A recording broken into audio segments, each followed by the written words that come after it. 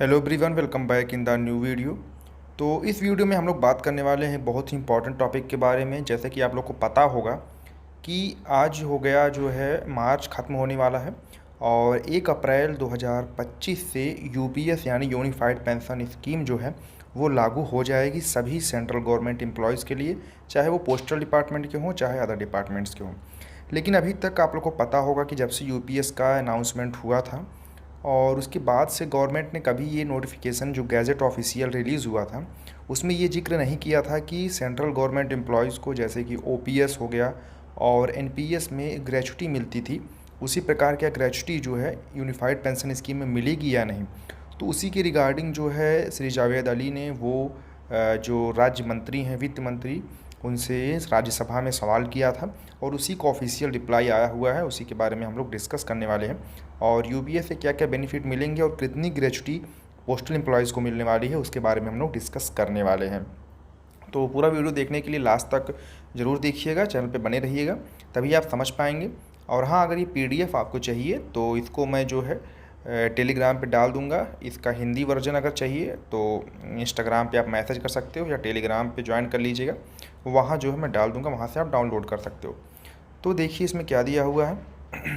यहाँ देखिए जो है आप यूनिफाइड पेंशन स्कीम यूपीएस, जैसे कि आपको पता होगा पहले हमारे यहाँ ओपीएस था, उसको हटा के गवर्नमेंट एनपीएस लॉन्च की थी और अभी तक चलते आ रहा है 2004 के बाद से।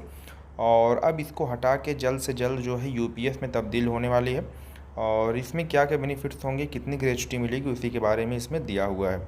तो देखिए श्री जावेद अली खान जो है इन्होंने पूछा है, will the minister of finance be pleased to state whether as per the gazette notification of the ministry dated 24 January 2025 को जो नोटिफिकेशन आया था under UPS in case of voluntary retirement after a minimum 25 years of qualifying service assured payout will be commenced from the date on which the employee would have superannuated if he had continued his service।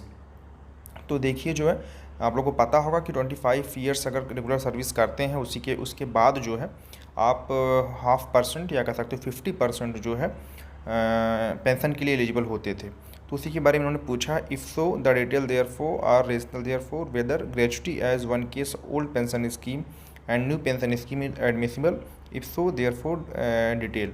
तो देखिए इन्होंने पूछा साफ साफ कि जैसे कि gadget में दिया हुआ था अगर 25 ईयर्स का सर्विस कोई सेंट्रल गवर्नमेंट एम्प्लॉय कर लेता है तो उनको क्या जो है ग्रेच्युटी मिलेगी जैसे कि पहले मिलती थी। आप लोग को पता होगा कि ओल्ड पेंशन स्कीम में जो ग्रेच्युटी थी वो बहुत ज़्यादा हुआ करती थी, लेकिन जो है एनपीएस में ग्रेच्युटी अलग थी और यूपीएस में क्या मिलने वाला है उसके बारे में भी हम डिस्कस करने वाले हैं। तो देखिए आंसर में क्या आया है, Unified pension scheme has been introduced by notification this and this as an option under NPS for employees of central government who are covered under NPS.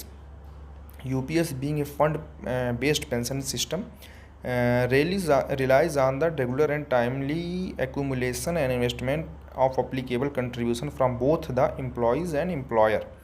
Accordingly, keeping in view the growth of fund over the actual length of the service date for commencement of assured payout in case of voluntary retirement, which will be the last such employee would have superannuated if the service period had continued to superannuation. UPS being an option under NPS, gratuity is payable in terms of central civil services payment of gratuity under National Pension System Rules 2021 notified by Department of Pensions and Pensions Welfare। तो इन्होंने देखिए short में बता दूं कि इन्होंने पूछा हुआ था कि ग्रेच्युटी जो है यूपीएस में मिलेगा और उन्होंने देखिए जो रिप्लाई है उसमें साफ साफ कहा कि 2021 के तहत जो नियमावली है या कह सकते हो जो रूल है ग्रेच्युटी का वो जो है आपको मिलेगा संशोधित जो करंट में है। तो हम लोग डिस्कस कर लेते हैं कि कितनी ग्रेच्युटी मिलने वाली है सेंट्रल गवर्नमेंट एम्प्लॉयज़ को। और अगर कोई इन केस रिटायरमेंट लेता है 25 साल की सर्विस करने के बाद या फिर किसी की डेथ हो जाती है तो उस केस में कितना जो है ग्रेच्युटी मिलेगा, चलिए वो देख लेते हैं। तो देखिए जो है ये 2021 का जो रूल था ग्रेच्युटी का वो आप लोग यहाँ पढ़ सकते हैं। Accordingly as per government decision in implementation of recommendation the retirement की या डेथ ग्रेच्युटी जो थी सिविल सर्वेंट को सेंट्रल वो जो है 20 लाख थी पहले, लेकिन उसको रिवाइज़ करके जो है 25 लाख कर दिया गया था 25% इंक्रीमेंट देकर विद इफेक्ट फ्रॉम 1 जनवरी 2024। तो जैसे कि पता होगा कि जब 25% और 50% डीए क्रॉस होता है तो सारे अलाउंसेस उसमें इंक्रीमेंट होते हैं। तो जब 50% डीए जो हमारा क्रॉस हुआ था उसके बाद जो ग्रेजुटी थी वो 20 लाख से बढ़ा के 25 लाख कर दिया गया था। तो यूपीएस अगर आप ऑप्ट करते हैं इन केस फ्यूचर में, अप्रैल से लागू हो जाएगा 1 अप्रैल 2025 से, तो उसमें जो ग्रेजुटी अगर किसी की डेथ होती है या फिर क्या कह सकते हो आप रिटायरमेंट लेते हो 25 साल की सर्विस करने के बाद, तो आपको जो है 25 लाख ग्रेजुटी अमाउंट मिलेगा। ये कंफर्म हो गया है, गवर्नमेंट ने अप्रूव कर दिया है इसको। जो है गैजेट में नोटिफिकेशन में उसमें मेंशन नहीं किया गया था, तो ये अच्छी गुड न्यूज़ है। आप चाहे पोस्टल सर्वेंट हो या फिर सिविल किसी भी विभाग में हो सिविल सर्वेंट, आपको 25 लाख की ग्रेजुटी मिलने वाली है। इस वीडियो में इतना ही था। बाकी किसी डाउट के लिए आप कमेंट कर सकते हैं या हमसे जुड़ सकते हैं अदर सोशल मीडिया प्लेटफॉर्म पे, लिंक डिस्क्रिप्शन में है। धन्यवाद। इस वीडियो में इतना है।